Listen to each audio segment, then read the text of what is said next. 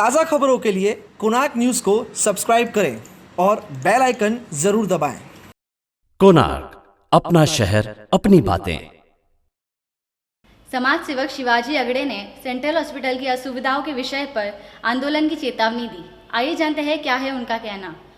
उल्लासनगर के प्रसिद्ध सेंट्रल अस्पताल यानी कि मध्यवर्ती अस्पताल की बात करें तो लगातार हम आपको बताते आ रहे हैं कि किस प्रकार से ये एक महत्वपूर्ण अस्पताल है। कई गांव यहाँ पर जो है गरीब वर्ग के लोगों का उपचार के लिए यहाँ पे आते हैं, दूर दराज से कई शहर भी जो है यहाँ पे उपचार के लिए आते हैं। लेकिन जिस तरीके से अक्सर ही ये देखने को मिला है कि यहाँ पर जो यंत्रणा है उपचार की वो काफ़ी कम है और काफ़ी कमज़ोर है। वहीं पर जब प्रशासन से, अस्पताल प्रशासन से बात करें तो उनका कहना रहता है कि डॉक्टर्स की कमी की वजह से जो है यहाँ पर चीज़ें उपचार ठीक से नहीं हो पाता है। वहीं पे यदि टेक्निकल चीज़ों की बात करें यानी उपकरणों की बात करें तो वो भी जो है काफ़ी कम रहते हैं। तो अक्सर जो है ये विवाद उठता रहा है और अक्सर जो है सवाल उठता रहा है।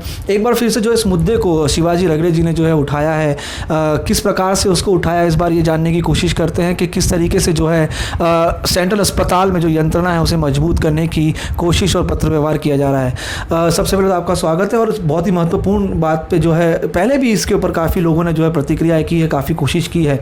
लेकिन जिस तरीके से दौरे हुए, बड़े बड़े नेताओं ने भी दौरे किए, आश्वासन देके गए, लेकिन वो सिर्फ एक आश्वासन ही रह गए, लेकिन किसी भी तरीके की यंत्रणा में कोई सुधार देखने को नहीं मिला। काफ़ी पत्र व्यवहार भी इस पर किया गया, लेकिन परिस्थिति जो कि तो है।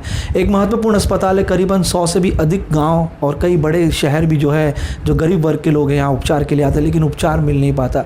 एक छोटे से अगर आपको इंजरी हो जाती है, अगर आपकी हड्डी टूट जाती है तो उस छोटी सी चीज़ के लिए भी, फिंगर के छोटे से क्रैक के लिए भी ने जो है बाहर भेज दिया जाता है शाइन अस्पताल में। तो इस बार किस तरीके से पत्र व्यवहार और क्या नीति रहेगी ताकि जो है कहीं ना कहीं इसमें सुधार देखने को मिले?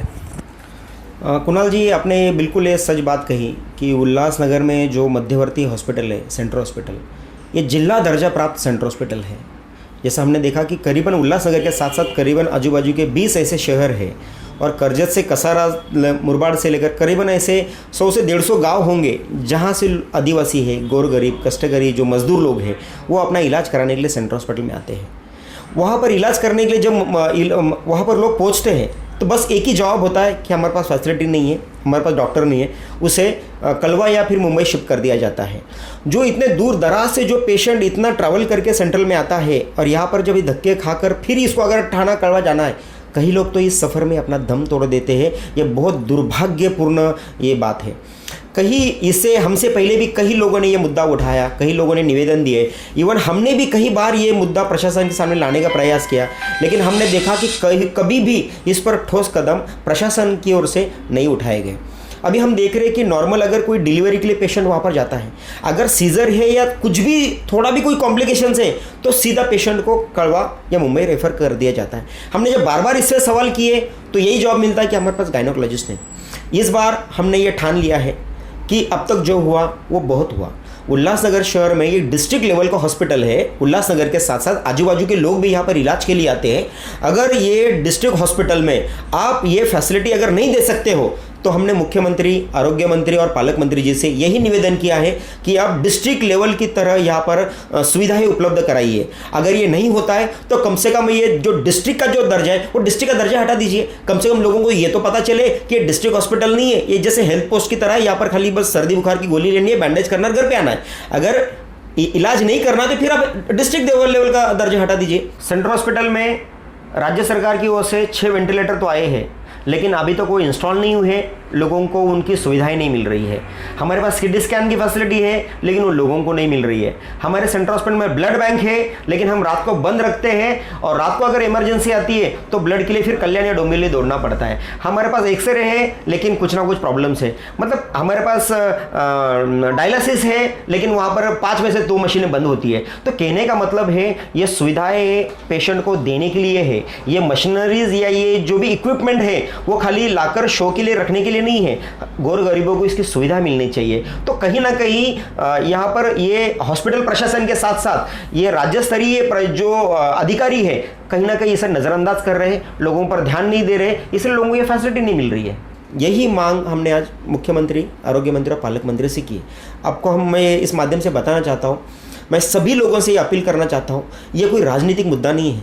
ये हमारे उल्लासनगर के साथ साथ आजू बाजू के जो गरीब तबका है, जिनके पास सचमुच खाने के पैसे नहीं है, वो इलाज के लिए पैसे कहाँ से जुटा पाएंगे। तो मैं आप सभी लोगों से अपील करना चाहता हूँ, हम एक साथ आइए। पहले तो हम ये एक लीगल वे से करस्पॉन्डेंस कर रहे हैं जो संबंधित विभाग है। अगर जल्द से जल्द इस पर कोई प्रतिक्रिया नहीं आती है, इस पर कार्रवाई नहीं आती है, तो उल्लासनगर शहर से एक बड़ा जन आंदोलन ये सेंट्रल हॉस्पिटल में खड़ा रहेगा।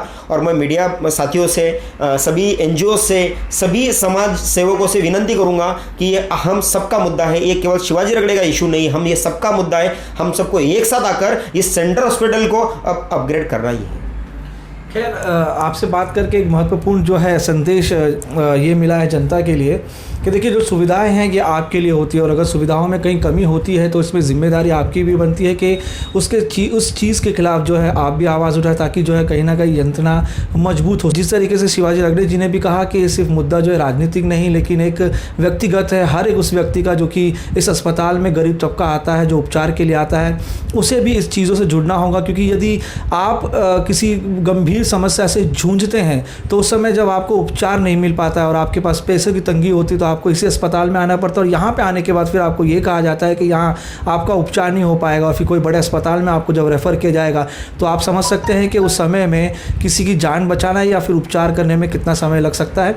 तो ऐसे में यही निवेदन है, यही आपसे कोशिश है कि लोग भी जो हैं इस चीज़ को लेकर, इस अस्पताल को लेकर, जो है इस यंत्रणा सुधार को लेकर जितना हो सके प्रयास करें, और उस अस्पताल की सुधार की भूमिका में अपना भी किरदार अदा ज़रूर करें।